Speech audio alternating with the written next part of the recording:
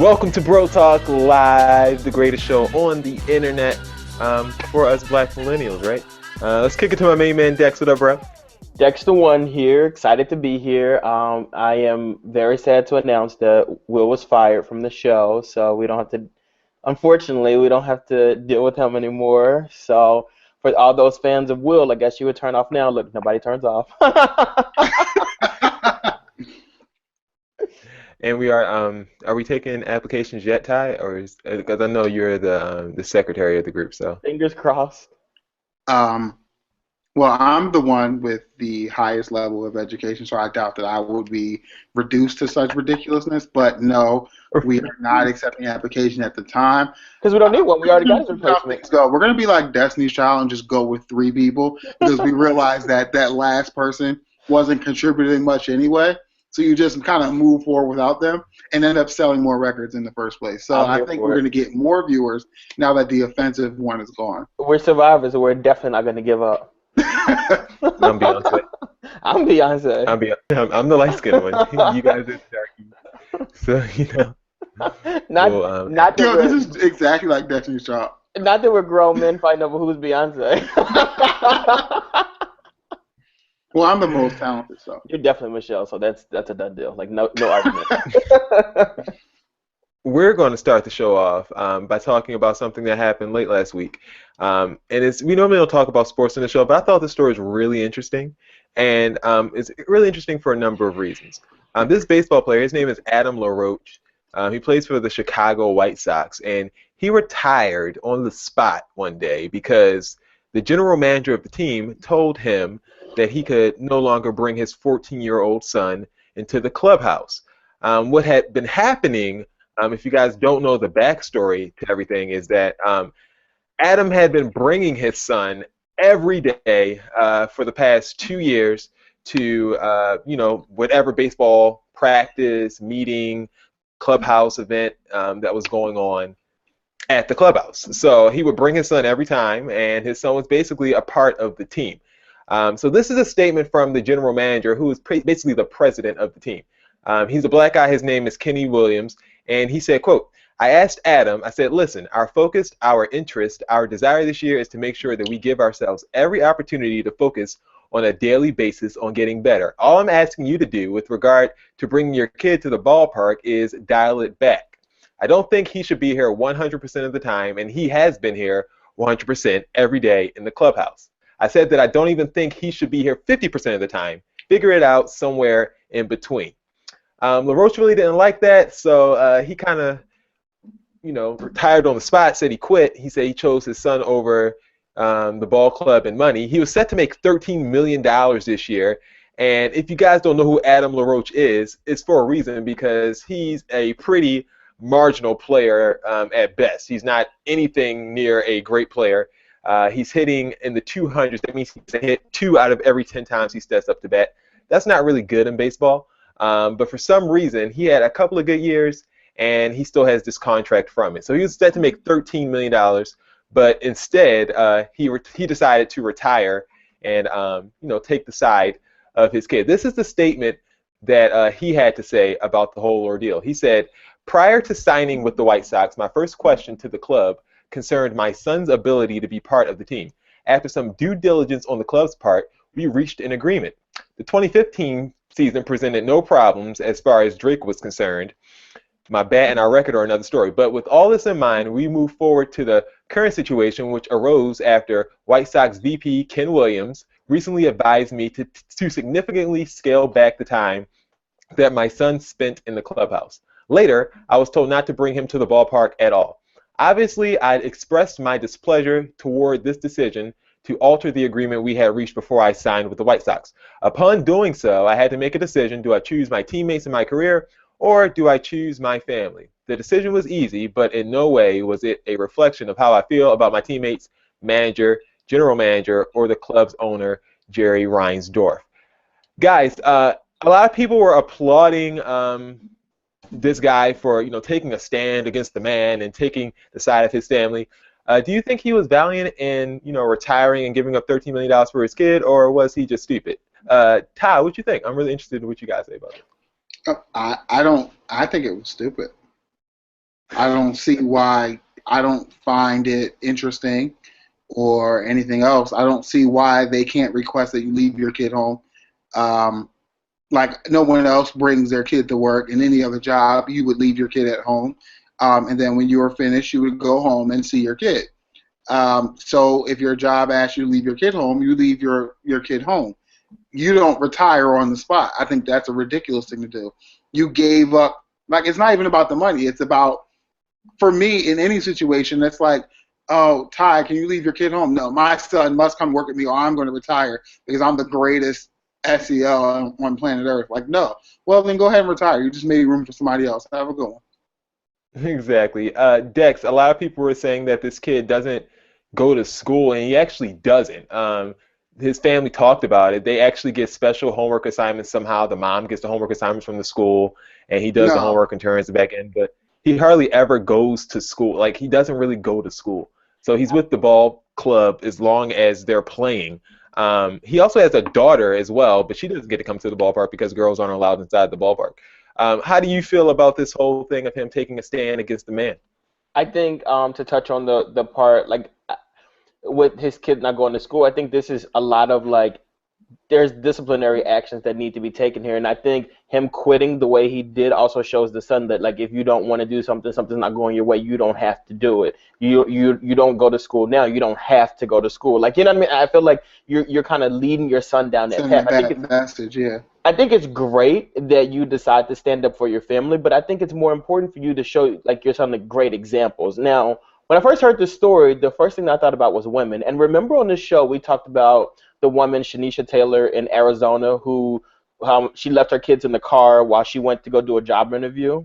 Like I Yeah. think about stories like that, and there's so many other different stories that where women try to just do different things and like leave their babies with somebody else so that they can go to work. I think this opens up a good conversation that we have about childcare and work facilities. I mean, for forever, it's never been known. Your workplace is your workplace. Like, there's not many jobs that are allowing kids to be in the workplace. So I think this does open up a really good conversation that we might need to have about like should parents be able to bring their kids to work with them?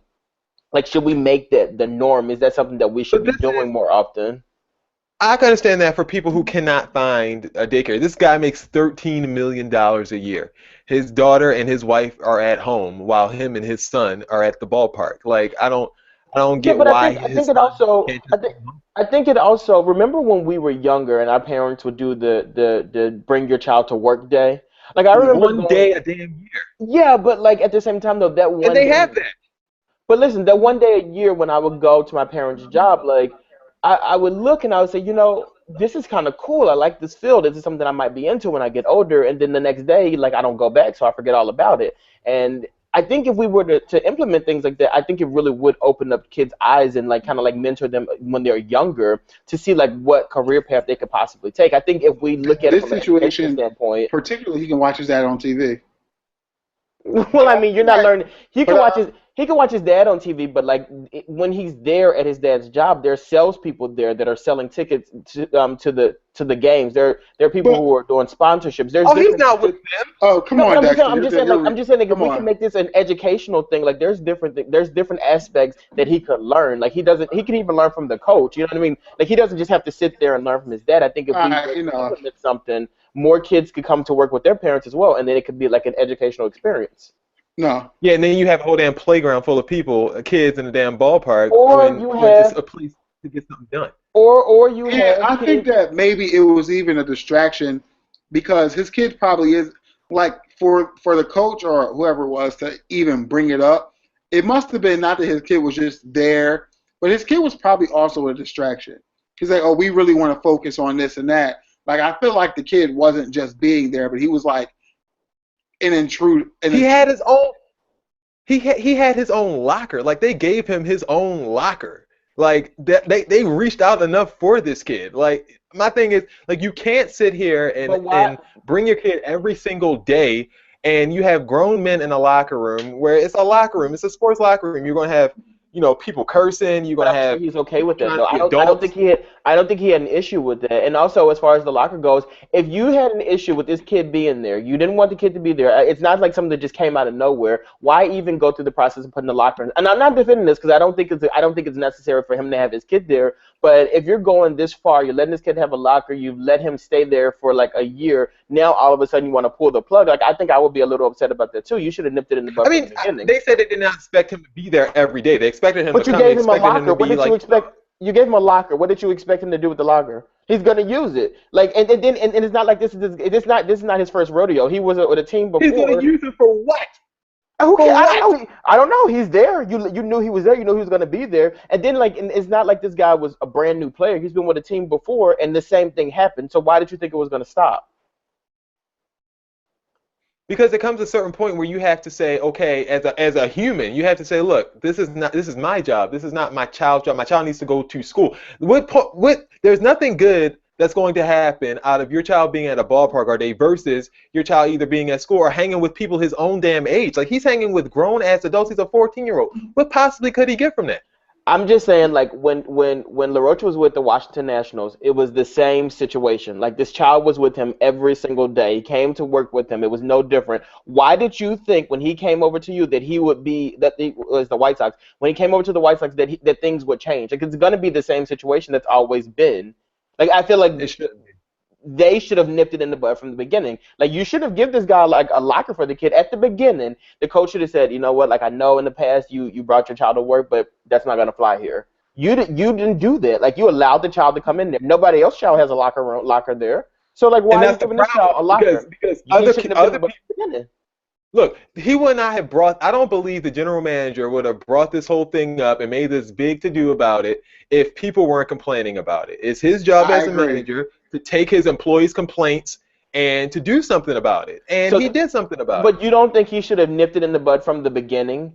Like you knew he was gonna bring this child here every day. It's not like it's something new for him. Like he's He been might not doing have known this. that it would have irritated the club like it did, and maybe it did, and you live and you learn. But he made an adjustment, and that's Maybe the that's kid what was he's like supposed really to do. bratty or something and started irritating everybody and asking too many questions, and they were like, or the guy was probably like, can you watch your language around my kid, and stupid stuff like that. And they were like, look, send your kid home. Exactly. And they said the kid was cool. Like everyone on the team said that the kid was a very good kid. He's cool or whatever like that. No one really spoke out against him, but at the end of the day, someone had to say something. He wouldn't have brought this up over nothing. I don't think so. Fair enough. So if you were LaRoche, would you have quit, or would you have told your kid to go and play in the playground somewhere? I don't know. I really don't know. I really don't know how I would have know. handled it. You would have went to work.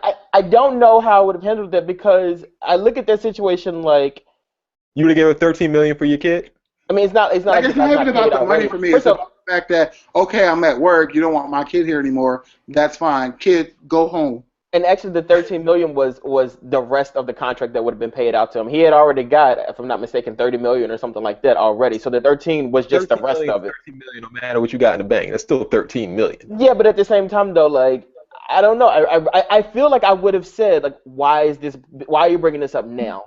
Because Like, you would have asked, I don't think he would have. I don't think he would have been as upset if he was told, like, a lot of the players are complaining this, that, and the third. I don't feel like that was the conversation that was had. I think the coach just probably came to him and said, "We can't have your son Drake can't come here anymore." I feel like it was like that, and I think it might have been the approach. He said, "Could you scale it back?" That's what he said. You know what scale it back means. Don't bring him on Mondays. Don't bring him on Fridays. Don't bring him on Wednesdays. You know what? Let's take out Thursdays. And then while you're at it, let's not bring him Tuesdays either. Like that's what it turns into. man, leave your little kid. I don't understand why you can't leave your kid at home. But Drake does need to be in school though. Like that's a little ridiculous that your kid's not in school. Let's go to Iggy Azalea. She was on Power 106 here in LA, and she disclosed a couple of things. One being that she's had suicidal thoughts. She said, quote, "There were times when I just wanted to quit life, the whole thing, like my whole life." Jay Cruz asked her, "Were you feeling suicidal?" And she expounded on that by saying, "Sometimes I did. Like sometimes I would drive through the canyon to get my horses, and I'd be like, what if I just kept driving? Sometimes I would just feel like that." She said it wasn't just the mean comments on social media that's been bothering her, which she blocked me for. I still don't know why she blocked me. But people in the music industry were also telling her that her career was over, and that really affected her because she was saying that she's here on a work visa, and if she doesn't work, then she has to go back to wherever the hell she's from, South Africa, wherever the hell she's from. Well, South Africa, really, Australia. Is she from Australia? I was like Romania or something. Like, where the hell is she from? Someone who wasn't really sympathetic to Iggy's comments was reigning. Is she reigning Stunt Queen of the Year or one of the nominees for Stunt Queen of the Year? Azalea Banks. God. Oh, no, She's won before. I think she won. Donald Trump, I think, won. Yeah. But Azalea Banks left a comment on the Shade Room's posting of this. She said, "Yes, slave master, drive that slave truck right off the canyon." So she was encouraging, I guess, the suicide attempt by Iggy Azalea. I'm irritated by that because suicide is such a serious issue. Wait, he's not finished yet. Oh, go ahead. Love and Hip Hop star, former Love and Hip Hop star, Sin Santana said, not funny, actually disgusting. Encouraging someone to commit suicide, you're sick, Azalea Banks. I just said a prayer for you. You need all the prayers. So Ty, what were you saying about the whole joking about suicide thing? Do you feel like Sin Santana feels like it's not something really that you should I was going to say something very similar. It's very, very sick for her to, like, if you don't like the girl, that's okay. But for you to just is that bullet wound? It is. Yes, that is bullet wound as you refer to her. Oh God, like she makes me sick. Like I'm so sick of her. Anything she has to say is just like stupid or ignorant. But I think she definitely took it too far this time. If someone is coming out and saying they've had suicidal thoughts, like that's a big deal. And then for you to turn around and just say something stupid out your mouth, like I'm irritated by that, even more so than I was by her before. See, this is the thing, though. Although I don't think anybody should ever make jokes or encourage suicide, like I take that very serious. I also take, and I don't know Iggy Azalea, but like Iggy Azalea has a history of crying out for attention. Like she's done this stuff like this before. This is the first time she's ever actually said the word suicide, but she's quit Instagram and quit social media and stuff like this before. I don't think like this is the same thing though. Because I feel like it is because people are bullying her, and actually I feel like when the host brought up suicide, I feel like she used it as a scapegoat. And again, like I know I probably should have a question of how a person feels or whatever, but I just find it very convenient that you're now coming back out with music and stuff like that, and now you want to admit that you're suicidal. I just feel like every single time we hear from Iggy, it's always something. And I feel like if that's the case, if you're suicidal, then maybe you should go back home. Because if your issue is that, you're depressed, and your depression is coming because people hate you, and people talk about you, and people make fun of you on social media, and give your number out to the Domino's Pizza Man. Like that, those are all your issues. If that's really the case, then maybe this industry isn't for you. Maybe you should go back home.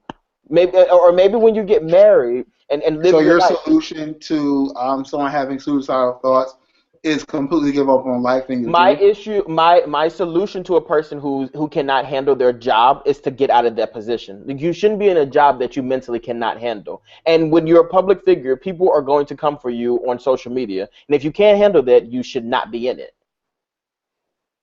Strong words. I mean, but when you think about it though, okay, I don't know if she is making this up or whatever you want to call it.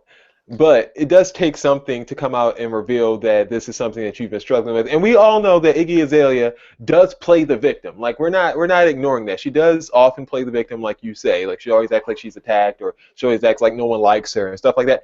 Mostly because it's true or whatever like that. Her music, but exactly. But it's something different to say that, I thought of suicidal thoughts. And it's nothing really that she's telling us for, because what can we do about it? I mean, are we going to be nicer to Iggy Azalea? No.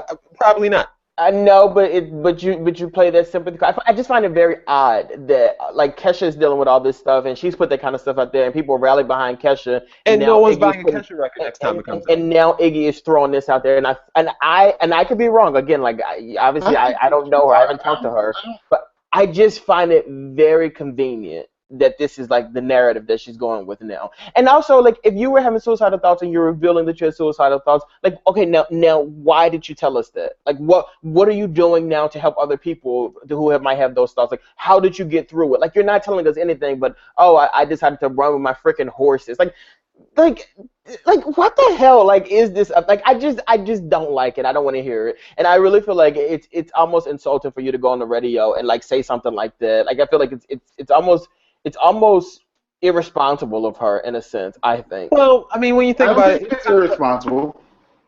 But I think that when you have, like, there are different stages to getting over things, and maybe she's just not in that stage yet.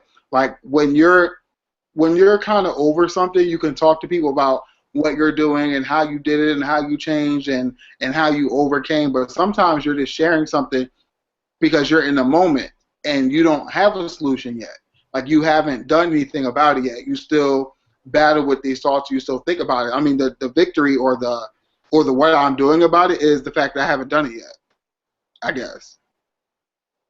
I mean, and it was kind of like a catch-up thing. Like, hey, Iggy, how have you been? Where have you been? What's been going on with you? And, you know, we all know that Iggy has not had the best 12 months. Like, she's been getting the blues ever since she got nominated for a Grammy. Like, ever since that Grammy Awards or whatever like that, I don't even know if did she get nominated? I think she did. Ever since that Grammy Award celebration, and people were wearing her out, like, it just has not been good for her. And she hasn't had a single. She hasn't done anything, really. This is our first time seeing her, honestly, in like a year since she got that plastic surgery and everyone was talking about her. So Iggy does get dragged a lot. I didn't know she had plastic surgery. Yeah, we covered it on the show. I didn't peek. No, I'm not to be remembering every show we have. We have 1 billion shows. Yeah, but I mean, we don't talk about Iggy Azalea often. We do. No, we do not. We do. I think you're getting the Azaleas mixed up. Iggy Azalea and Azalea Banks. I do get them mixed up. Like, that's why I had to reference one by calling her Bullet Wound.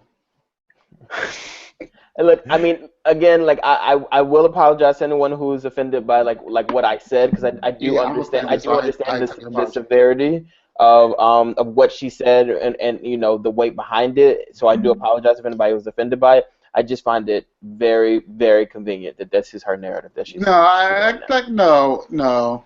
Like, I'm not. We can't allow you to just do that. Oh, it's convenient for you to have suicide.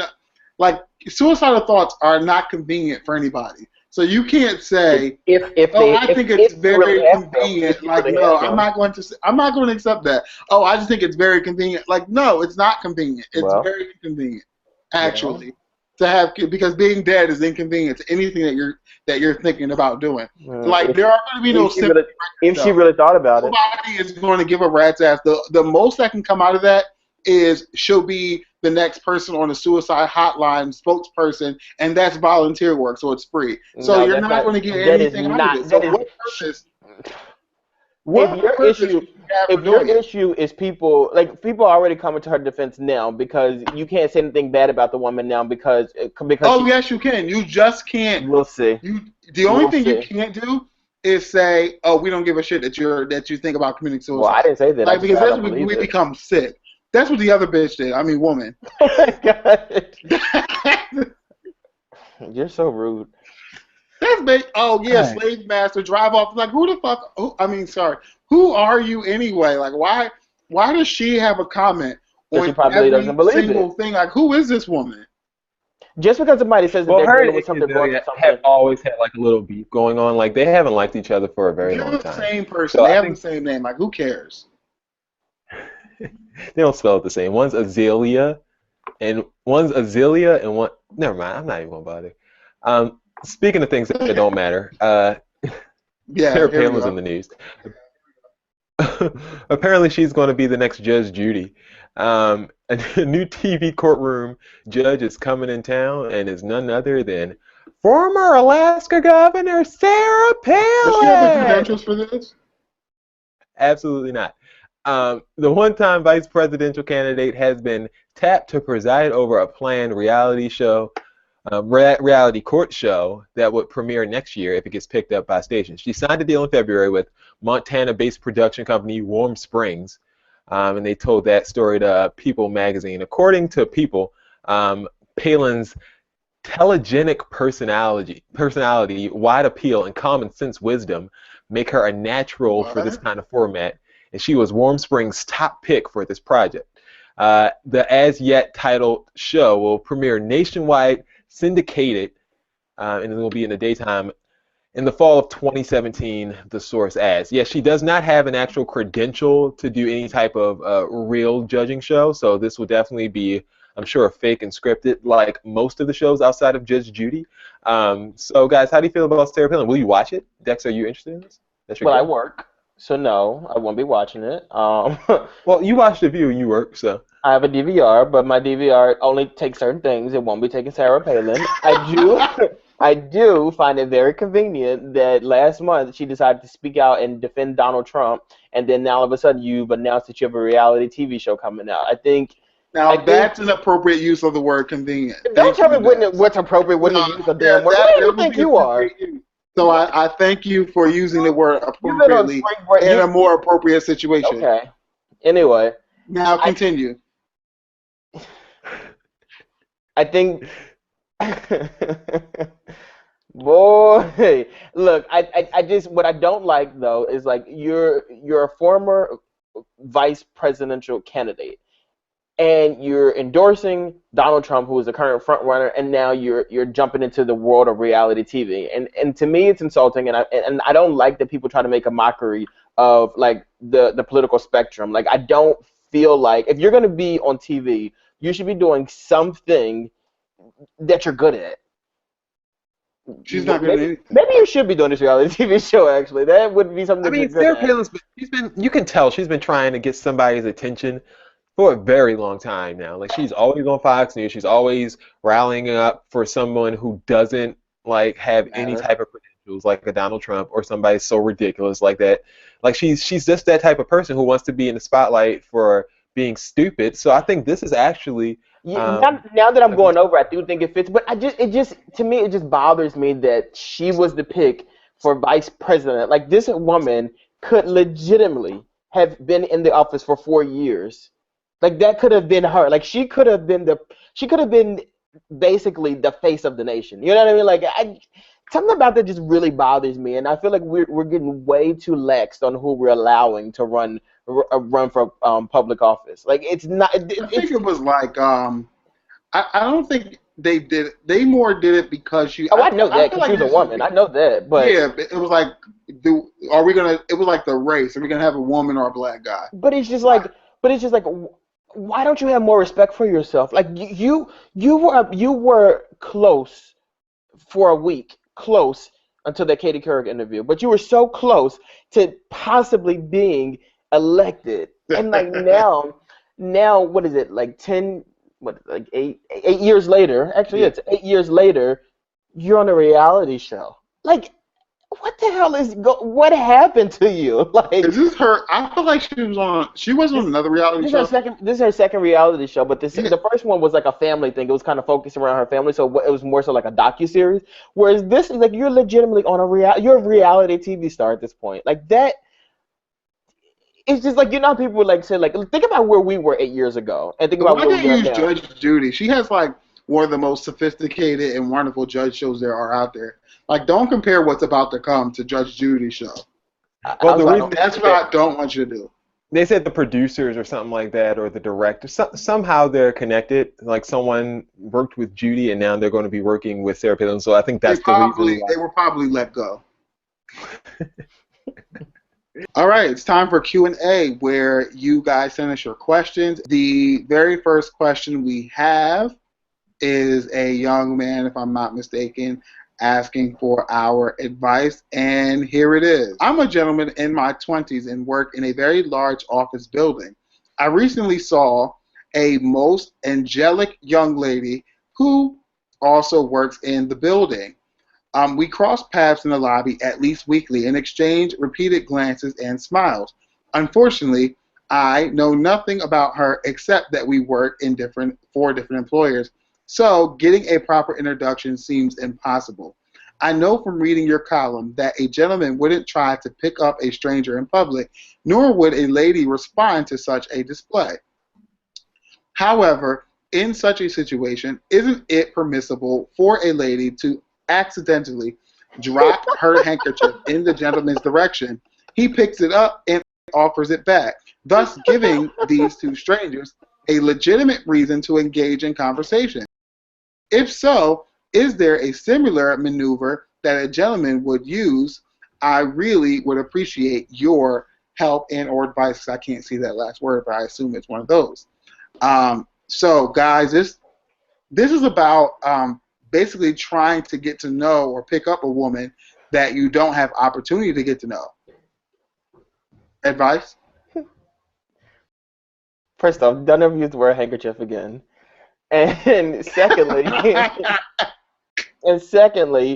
honestly, if you exchange glances and stuff like that, just say hi. Like you're introducing yourself. Hi, my name is XYZ. I work in the building. I'm sure you work in the building. I see you all the time. I work for so and so. Who do you work for?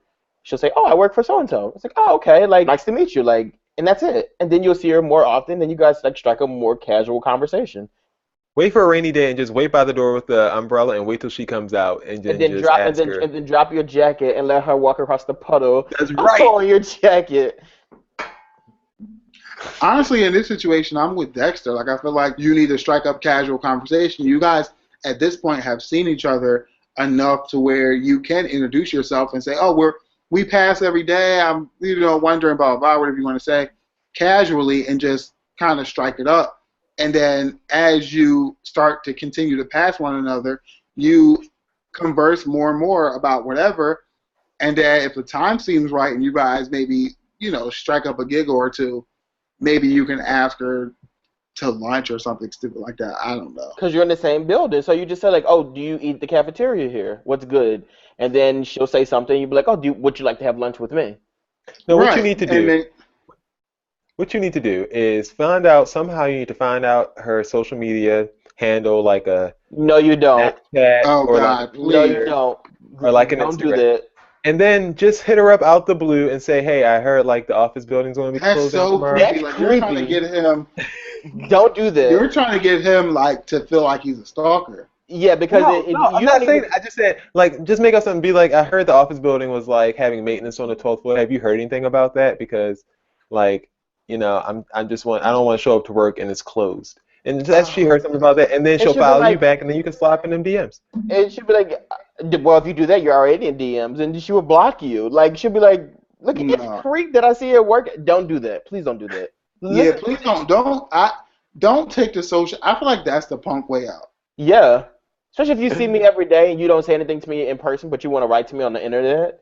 Yeah, but you're gonna find me on the internet to ask me a question about work when we don't even have the same job. And I don't know. Just work in the same. Like, Look, and bro. I only see you in passing. So how'd you find me? Like, that's weird. Bro. That's weird. Bro. Don't do that. Like, one of us is getting married in a month. I would go with the boy. Do that.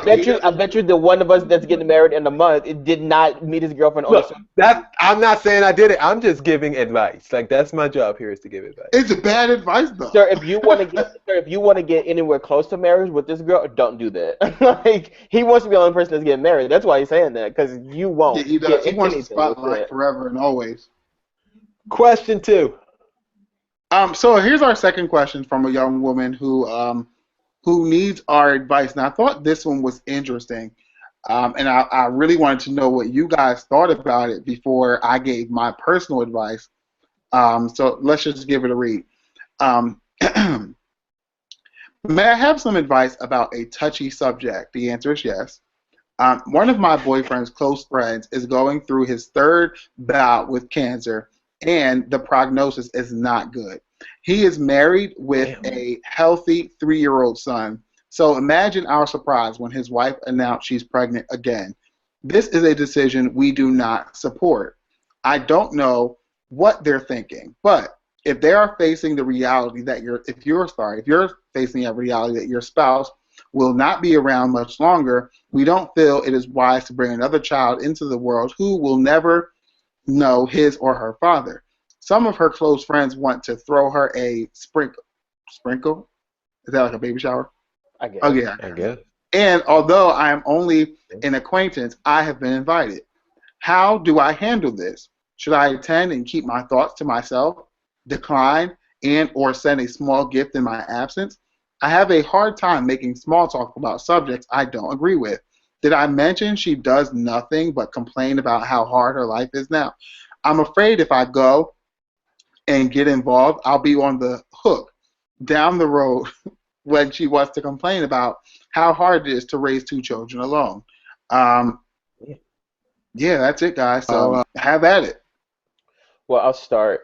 That's a really interesting topic. I think it's not like as cut and dry as some of our other ones we've gotten are, but for me, like I look at it like a legacy. I think the reason that the two of them might have wanted to have another child is because they know that the husband might not be around much longer, and they want to preserve his legacy, kind of continue his legacy. Like, and the best way to do that, honestly, is through children.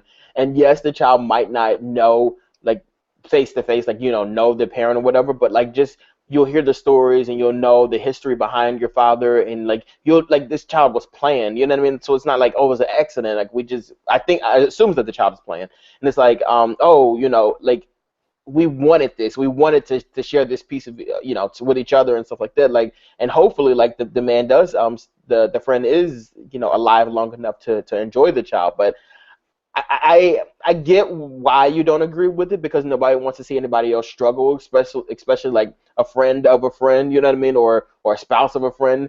I get that, but like I would be more willing to kind of just like accept it. You know what I mean? Like it's not a situation that really you have to deal with or your boyfriend has to deal with. So like I would go to the baby shower. Celebrate the life, you know what I mean? Like celebrate the life of a new baby coming into the world, and then if the man is still, the friend is still around, like celebrate the fact that he's still alive. But like holding on to feelings like that and just being like kind of like negative about it, like I just don't think that'll help you long term. But I understand where you're coming from, but I would be I would like err more so on the side of just like just preserving and just being grateful for life coming into this world and staying into this world. I think that I'm gonna be a little more blunt than Dexter. I think that you need to mind your business, and if you don't want to go to the baby shower, then don't go. I mean, it's not your friend; it is your boyfriend's friend. So you don't have any relationship. If you don't want to deal with this person, don't deal with the person. But don't sit up here and tell oh, I don't feel like seeing her struggle. You don't have anything to do with this lady. Like if she wants to struggle with these two kids, let her. Like this is her life. It might not be a struggle for her. She might enjoy it because, like Dex said, it might be a legacy type of thing for her. But I don't think it's right for you to come up here and right into the show talking about, oh well, I don't think it's right. We don't agree with this, and we don't think that's not your decision. It's not your kid. If you don't agree with it, then if your husband, I'm sorry, if your boyfriend or whatever like that gets cancer, then you just won't have kids. It's not for you to put your opinion on someone else's life all the time. Like first of all, it's not your friend. Once again, it's not your friend. You have nothing to do with this person. And I'm sure that if she does need help, you're not going to be there anyway. So, I mean, you're not going to be on the hook for anything because you're going to find an excuse, just like you find an excuse not to go to this damn baby shower. You're going to find an excuse not to take care of the baby. It's going to be on the real friends to help this lady out. And if you're not one of them, then just back out. You don't have to be obliged with this. It's just not your business. When I read this, I was a little bit annoyed with it because I don't understand why we always have to have an opinion about something.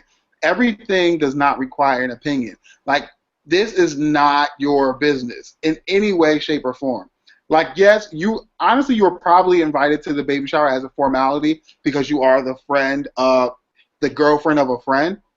But like, I don't think that we have the right to say, well, he's dying, so why would you have a baby with him? Right? Because he was able to have a baby, and honestly, people's parents die. It happens. People grow up not knowing their parents because one of their parents have died. It happens. That can happen to anybody. You can have a baby and get in a car accident and die. Right. It happens. So I don't think that we have the right to say, well, you're going through cancer, you're going to have to raise the kids alone. Well, women end up raising kids alone all the time. It happens, and they do it okay. And if she does complain about it, I feel like at this stage in her life, she's going through a lot of stuff right now. So if she complains a little bit, if she complains, okay, like, are you going through things that are as difficult as what she's going through? Like, do you understand what it's like to be pregnant, to already have a kid and have a dying husband? Like, okay, she complained. Like, who gives a shit?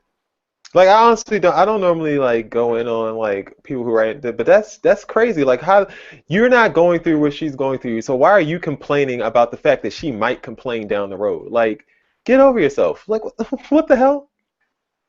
Like, I just don't feel like you have the right to have an opinion about it. Like, they're having a baby. That might be what they wanted to do. Like, that might be his last legacy.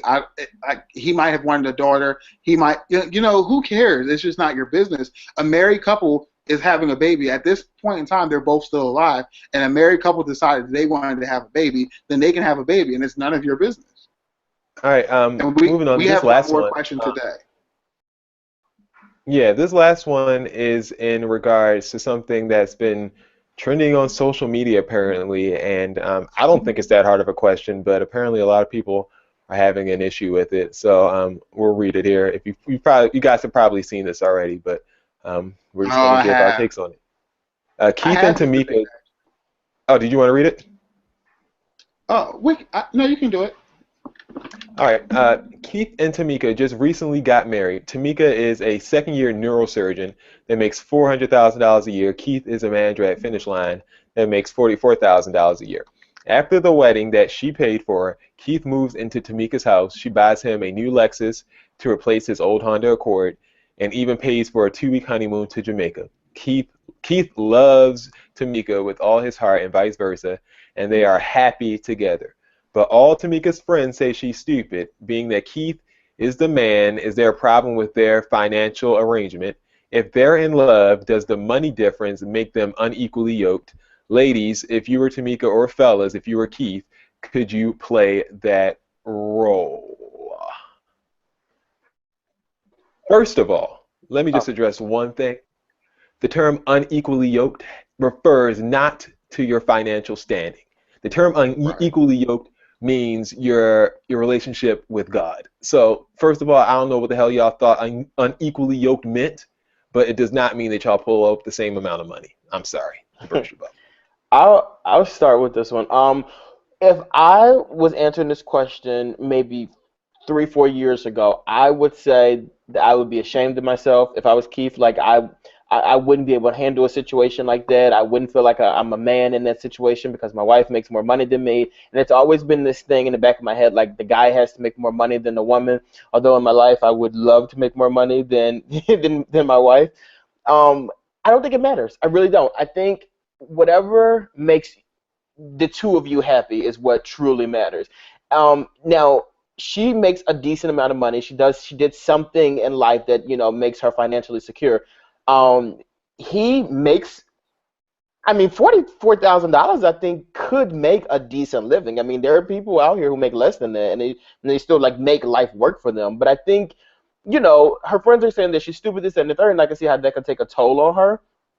But what I think it should be is like, look, we're in love, and I'm gonna build this man up. So like, I make enough to take care of the both of us right now. Like, I think eventually he would show, like, you know what, like my wife makes this. I love this woman. I want to stay with this woman. I love this lifestyle that we built, and I want to contribute to it more. I feel like he would start doing more with his life. He would start like he would be more encouraged. Like for me, if I'm dating a woman who is doing like bigger things than I'm doing, like I want to rise up to the occasion as well. Like I don't want it to just be her, and I'm not doing it to compete with her. I'm doing it because I want to be her equal. You know what I mean? Like I want us both to be on the same like kind of wavelength. If she's growing, I want to grow too, and if I'm growing, I want her to grow as well. Like so, I don't think it's an issue. I think love is the most important thing here, and I think the two of them, so far, they have a great life. Her friends who are saying stuff to them, those girls or guys are not equally yoked with her. Like they should be cut out of her life because like if you're talking negatively on her relationship with her man and the thoughts that she has in her head, like you guys are the problem, not her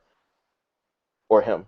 Also, I think this is funny because it seems like Keith is the type of guy who should be talking to our first question guy, like how to approach women who might be out of your league and stuff like that. Like I think this is a great example for you, sir. Here's Just here's because. what's interesting to me. Oh, go ahead. Here's what's interesting to me. People want equal rights for women and men and all this other stuff, but they still want men to play their traditional roles, but it's just they want to change the role of the woman, like to be equal. But now if I find a woman who makes a whole bunch of money, in order for us to be together, I have to somehow manage to make more money than her. Like, for example, I'm in education. And so although you can make 500,000 education, you have to be like somebody really big, like a superintendent or something really, really big. But if you're dating, if we say we were in college together and I was an education major and you were a biology major and you became a doctor and I became a teacher, like you're going to make more money than I am. Do we have to break up now because a woman makes more money? Like, does that make sense? Like, if the man is doing something, like I can see people sitting on his ass, scratching his balls, spending up all the money, and really wasn't doing anything. Like, this man has a job, he has a career. I mean, you have to work pretty hard to make that much money at finish line. Is it finish line?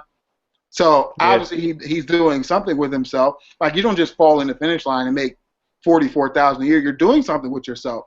It's just what you decide to do isn't as much money. And at the end of the day, the same advice I gave to the last person: mind your effing business. Like, their financial situation is their business. Like, she's a goddamn neurosurgeon. How many people are going to make that much money anyway? Exactly. So and my thing is, just because you make more money than someone else doesn't mean you work harder than somebody else. Like, I don't know where that got misconstrued, but just because you're you could be a neurosurgeon's secretary and you'll probably make more money than the finish line manager, but that doesn't mean you work as hard. I mean, you can still work really hard and make a very little amount of money. You want to go down to Chinatown or something like that and tell these people that don't necessarily have their papers or whatever like that, just because they don't make as much money as you, that they don't work as hard as you. I like to try to see some of you guys go down there and do some of the work that they do, because it's definitely not easy. So just because you found the way to get more money out of somebody than your partner does not mean that you're better than them, or that you're more living in your place. It's just because you got lucky and you found a really nice job. So let's cut the bullshit and acting like just because you make more money than somebody else that you're better than them, because that's not true at all. I know we didn't see the same question with the roles reversed, talking about if the man makes $400,000. I was just about to say that people there would be no issues if it would be no issues if the woman didn't even have a job and the man made this type of money. Like, it's okay for women. They will be proud as hell. Yeah, girl, you found you something. Blah blah blah. They be like, yeah, you don't gotta work, girl. Yeah, like, but then when the roles are switched, there's this big deal. Like, that's ignorant to me. Like, and I'm annoyed by it. If you have any more Q&A questions, make sure you head on over to brotalklive.com/questions. Time for Jizza Time, and this week we have a few viral videos that we wanted to show you guys. This first one is because of a burglary and these people's defense of their family member who decided to be a burglar. Check it out. A homeowner fights back, shooting and killing a would-be burglar. Police say she shot and killed the teenage thief while he was climbing out of her window. CBS 4's Gabby Fleischman is live at the scene with the latest. Gabby. Vanessa, neighbors tell me that this home has been burglarized in the past, which is why the homeowner set up these surveillance cameras. Detectives say the security system actually alerted the homeowner of the break-in last night. We did get a chance to speak with the sister and the cousin of the young man who was killed, and they say they don't understand why that homeowner had to take matters into her own hands instead of waiting for police. I don't care if she have her gun license, her rights, or any of that. That is way beyond the law, way beyond. Relatives of 17-year-old Trayvon Johnson are angry. The teenager was shot and killed last night by a homeowner who police say was protecting her property. He was not supposed to die like this. He had a future ahead of him. Trayvon had goals. He was a very funny guy. He was very big on education. He loved going to school. He loved learning. Last night, Miami-Dade police say the D.A. Dorsey Technical College student burglarized a home south of 79th Street near I-95, just blocks away from where he lives. Detectives say the 54-year-old homeowner was alerted of the break-in by her security system. With officers already on their way, she rushed home to check things out, and police say she was armed. She observed a subject exiting the home through the rear. According to detectives, there was a confrontation and one shot was fired. Johnson was pronounced dead at the hospital. Hey, what's wrong with her? She did not have to shoot him. There's no reason that she should have waited until after he walked out the yard to try to If she shoot called him. the police already, then why would she shoot him? Relatives say they don't believe Johnson stole anything from the home, but detectives would not confirm that. You have to understand, you have to look at it from every child's point of view that was raised in the hood. How he gonna get his money to have clothes to go to school? While the investigation continues into whether the shooting was justified or not, detectives want to remind the public that, if possible, it's best not to take these types of situations into your own hands.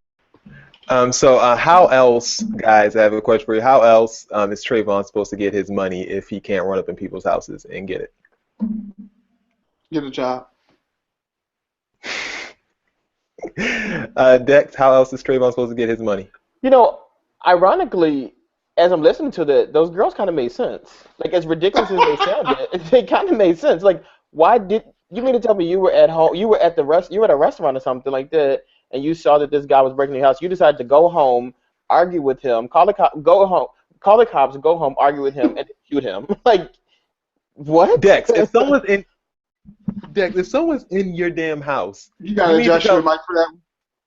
Yeah, because I feel like I was about to yell. But like, If someone's in your damn house, you have every right to get them out of your house. it just seems a little odd that you did a lot. Like, it's not like one of those things like you He were up shouldn't there. have been in the damn house. What are you talking about? I agree, but It's not his house. I don't know. Like, I feel like so you mean Dex, to tell me? you can run up in someone's house and you expect to be allowed to leave peaceful. Like, what? No, but I'm just okay. So if it was like if she was upstairs sleeping in the bed or whatever, and she had to wake up and then like saw him standing over her, then I get it. But like, you weren't even there. Like, you weren't there. Then you called the cops. Then you came and argued with the boy and killed him. Like, I just feel like I don't know. Like, I feel like that was a lot. Like, He shouldn't have been in the house. I don't care what you cannot sit here and blame them ladies for shooting this guy when he was in their house. Like, what do you mean? How else is he supposed to get money? You know, that rob part was people? crazy. But the rest of it though, like she's like, she had already called the police and like it was handled. Like, why did you have to go and I don't know. All right, next video comes when someone got caught talking and then got in a fight and then regretted the fact that they had started the fight. Check out this video. Come on, get him! They got out the car.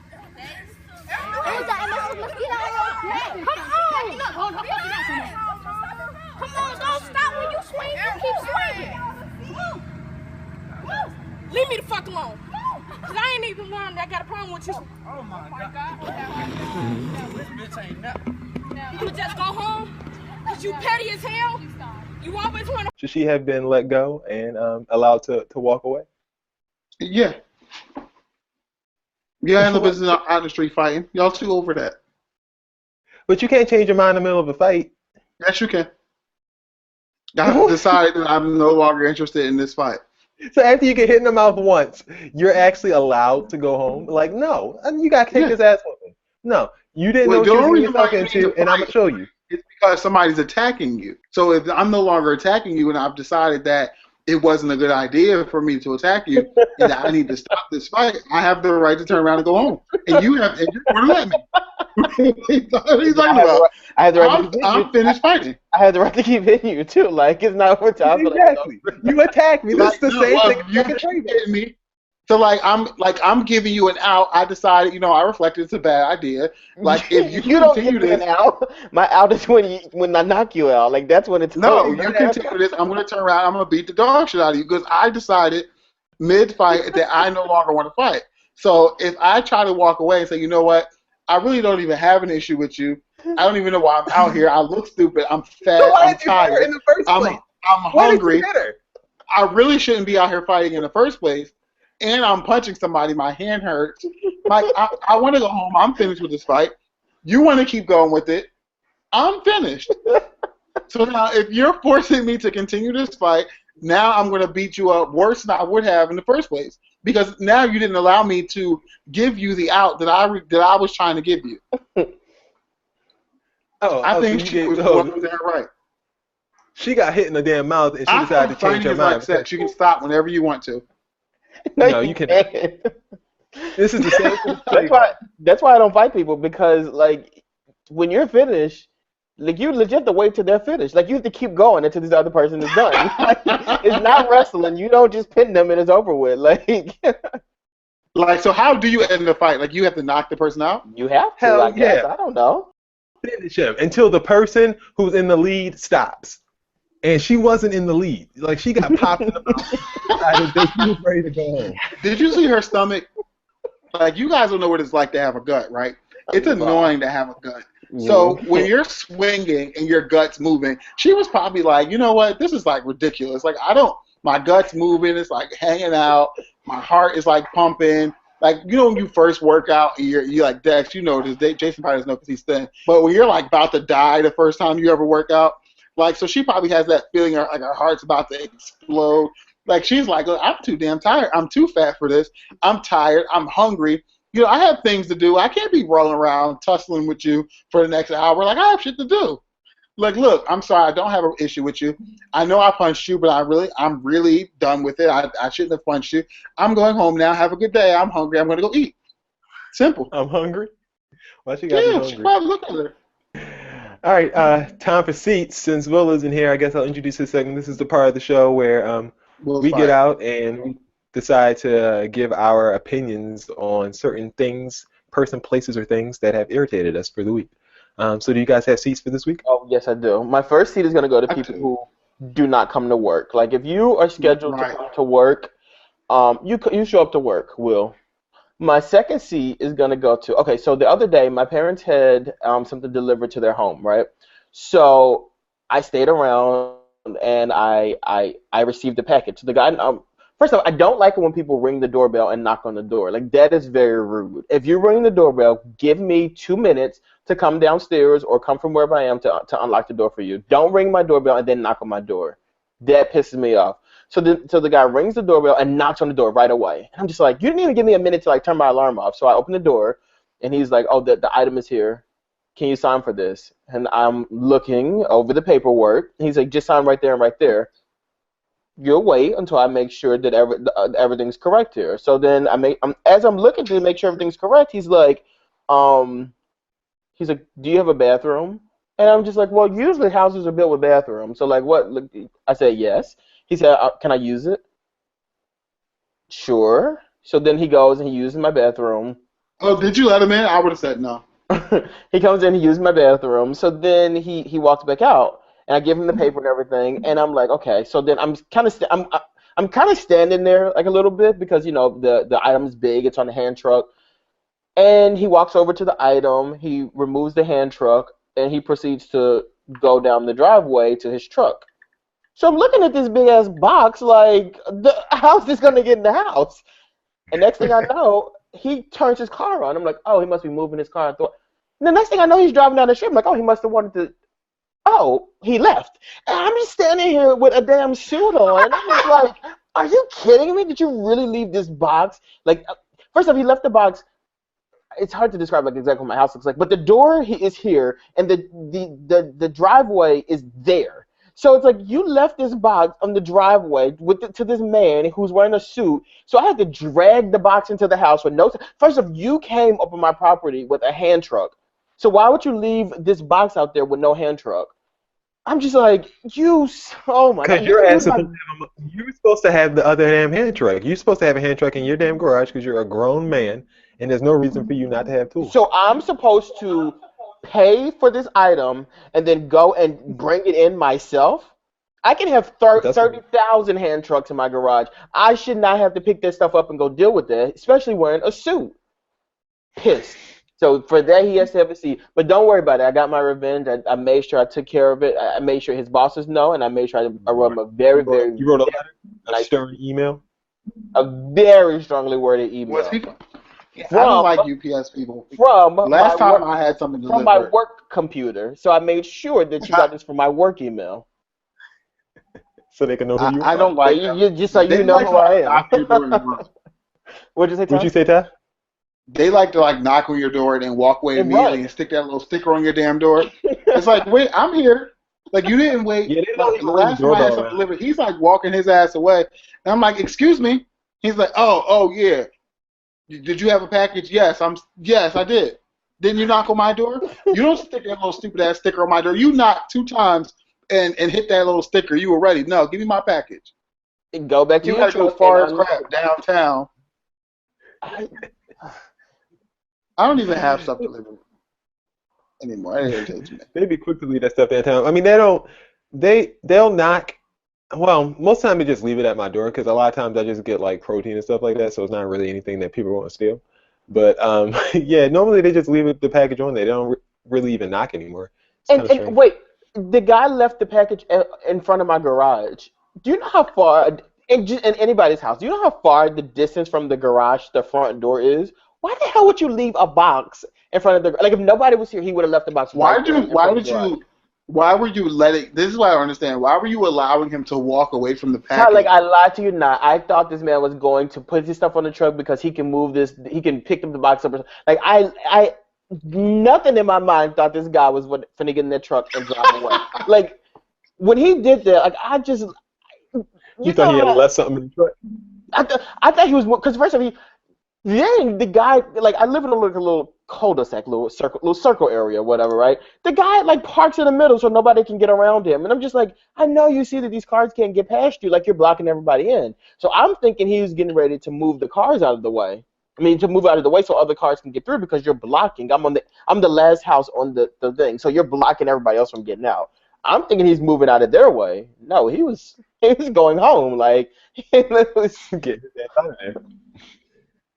All right, my seeds goes to all those who have been, well, not this week, but last week I didn't really get this out, but all the people who were criticizing Sasha and Malia Obama for wearing these $20,000 dresses or whatever like that to this White House event.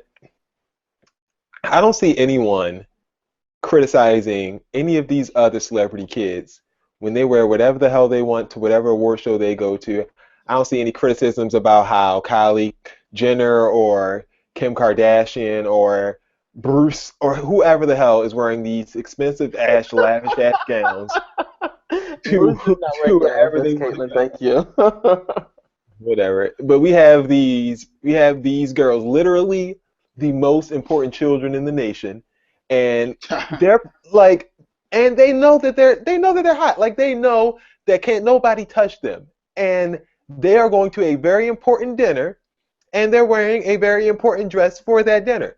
If anyone has a right to wear an expensive dress as a child celebrity or whatever you want to call it, it is those kids because they are in an important event with the most important person in the United States, their father, Barack Obama. So don't sit here and give me this crap about, oh, why would you put your kids in such an expensive dress? They're just kids. No one complains when Kylie was in them dresses. No one complains when Jaden's in these dresses. No one complains when Willow's in these dresses. So just leave it alone. They applaud Jaden. Exactly, and let these kids rock out. I agree with you. I'm with you. I agree with you, 100%. So I have an issue. I don't know if it's necessarily a seat, but when I moved to this complex, the woman assured me, she went out of her way to assure me that parking wouldn't be an issue. And as I was late for the show today, there are no places to park anywhere near where I actually live. Add the park and then walk up the hill, which is unacceptable to me. So I feel like I want to walk around the parking lot and make sure all these people live here. Because if you're here at a certain time and you don't live here, they tow your car. So I feel like I need to go make sure that the tow company is doing their job and get some of these cars towed from in front so that I can park because I live here. You can't. So I feel like I should. And I'm coming over there, with my flashlight, and I'm gonna help you, because you know I'm here for that kind of stuff. Like with your flashlight? Yes, I want to see if you got the sticker. Do you? Oh, your flashlight. I thought you said a flashlight. I thought you said a flashlight. Yeah. Like I want to know that you actually live here because I want to call them and say, "Excuse me, there are 6 cars in the parking lot that should not be here because they are here after the hours, and I would like for them to be towed away so that I can park my car. Like, why should I have to walk up the hill? I'm here for it. Your tires are sliced out. You better not do that. They're going to slice the shell at your tires. Oh, believe me, I know. I've been there. Like, I feel like you should You take only your, snitch. you take your annoying ass down the hill and you walk your ass up. If you want to get to your damn parking spot, you have your ass there early, all right? So we try to get home. No, early, trying to you get a parking take your ass home. Like, you don't live here. Go home. Or come rent an apartment. Like, don't just be sitting around here. spot. They might be getting some, some box, some. You get some somewhere else. Like, I need to park. Like, your 3 minutes is up. Hit the bricks. I need to park here. It is time for Dex's BS report. All right. So, in Colorado, a cannabis club in Colorado Springs is giving away free joints as an incentive to the public to attend a community service cleanup. The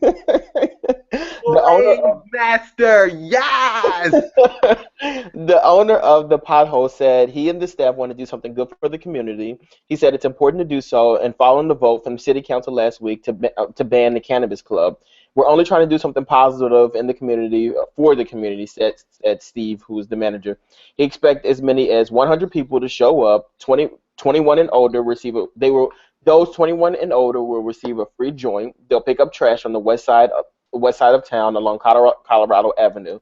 So if you're in Colorado and you're looking for free marijuana, not that I'm endorsing that because I don't, that's where you can get it. You probably won't even remember that you did the work. Like, it'll just be like some type of thing where you just float and you won't even remember that you were out here working because you'll be so high. And I mean, it actually works out for everybody. So that's what's up. So, do you endorse the use of marijuana, Jason? I mean, in some recreational circles, it's necessary. So yeah, why not? Anyway, in Florida, our favorite place in Florida, there was a man who was arrested. Shocker. For stealing a BMW and then trying to pay for it in food stamps. According to the New York Daily News, Nicholas Jackson, 36 years old, was caught red-handed with a stolen vehicle by authorities when he ran out of gas in Palm City, Florida. Prior to Jackson committing grand theft auto, he had full intentions of purchasing the $60,000 X6 BMW. Unfortunately, they did not take food stamps, which is why the young man had to steal the vehicle. Oh my gosh, can y'all hear that? A man actually lost his virginity for the first time at the age of 44 years old. Thanks to science, one man, 44-year-old, the 40-year-old virgin, 44-year-old has Muhammad Abid had lost his virginity. At the age of 12, he lost his natural-born penis in a car accident, and he was giving an artificial one. So he's been saying he's been waiting for the day since he was 18 years old, but a big burden has been lifted off his back, and he is happy. Happy that he completed his first sexual encounter with a sex worker. That is Dex's BS report for the week. So wait, they gave him a penis? Yeah, it's like an artificial one. It's a bionic penis. They actually call it a bionic penis, though. Interesting. I've never heard of that. Well, he's one of the first people in the United States to ever have one of those. So can you just like get yours replaced now? Wait, say that again? I said, how salty would you be if you got in a car accident and the only thing that you lost was your dick? Like, I would be pissed. That nasty word. I mean, at the age of 6 years old, he probably wouldn't care much. Oh, well, yeah. I'm sure once he grew up, he was like, God damn it, really? That's what I lost? That's terrible. Well, I mean, if you never really had, at 6 years old, I guess you're old enough to know at 6 years old. But I don't know. I feel like you would kind of like adapt to life without it because I don't know how much pleasure he's getting out of a bionic one. I don't. Yeah. I mean, but at least he got to get some it's all good in the hood. So shout out to him. All right, fact check. First up, just so you guys know, according to Katt Williams and a lot of other people, he's not on drugs. One of the victims in a Katt Williams attack, I don't know which one it is, probably the one in Atlanta, said, I said that Kevin Hart is funnier anyway, and that like lit a fire under him. The next thing I know, he's charging at me. He actually hit me right here in my left temple and tackled me to the ground. We were tussling, I get kicked, and I get pulled. The victim alleges that once she and a friend tried to run back to their cars, 2 cars from Katt Williams' entourage blocked them in, leaving just enough space for the comedian to wave a gun around at them. He pointed at the vehicle and waved back and forth with that gun, and like something out of the movie she described. Another victim said that one of Katt Williams' security guards took her phone. She said that the security guard picked her up and threw her in the car and then stole her phone and walked off. And Katt says, "You got it?" "Yeah, I got it." So, guys, do you believe that Katt Williams is not in fact on drugs and he's just upset because people keep saying that Kevin Hart is funnier than him? Well, he knows that Kevin Hart's funnier than him. So, clearly, it's the drugs. I feel like it's a combination of both. I hear drugs make Combination of what? Both. Yeah. Like you're on drugs and you're mad. I hear drugs make you angry. I mean, I feel like Katt Williams is funny though. So I don't know why he was worried about. Katt Williams is very funny. I think Katt Williams is funnier than Kevin Hart, but he's just not using it. So that's on him. Like he doesn't have the same, I don't know, appeal. Adrian from the Cheetah Girls apparently is dating Israel from Israel and New Breed, the gospel singer. This picture on the left came out yesterday, and I still don't believe that that's Israel. But apparently it is. Whatever. I don't see how that is Israel from Israel and New Breed. It looks nothing like him. I put on Twitter earlier today it wasn't him. I'm still holding to that fact, but apparently it is. But immediately, people saw that it was Israel and brought this back up. This is when she was engaged to her other guy, and he was actually one of the first people to congratulate the couple on their engagement. Israel said, "Huge congratulations to our friends on their engagement. We're so happy for you guys. May God bless all of your days." Since then, Israel has gotten divorced. Adrian has called off her engagement, and a lot of people were talking about this photo, and they were like, "Hey, Adrian, what the hell is going on? Who is this guy? And why is he so, like, not your type?" Adrian decided to comment, "Please don't feed into the lies. You can body shame me, that's fine, but please don't insult my character and my integrity. God bless. We should all, instead of spreading lies and creating a circus, pray for Brussels. God bless." Israel, for his part, decided to write a long Facebook message, basically saying that it's unfair to allow someone to carry the burden, blame, and shame of something that they had nothing to do with, and that he met Adrian over 2 years ago, and that they did not know each other when Israel was married to his other wife, and that they've been divorced, and so everyone just basically needs to get on with their lives. Guys, how do you feel about this relationship with Israel and Adrian? Would you ever date one of your friends' fiancés at one point? No. No, but also I don't think they're good for each other. Like Adrian was not that big before, and like it looks like all these two do is just like sit around and enjoy each other's company and food.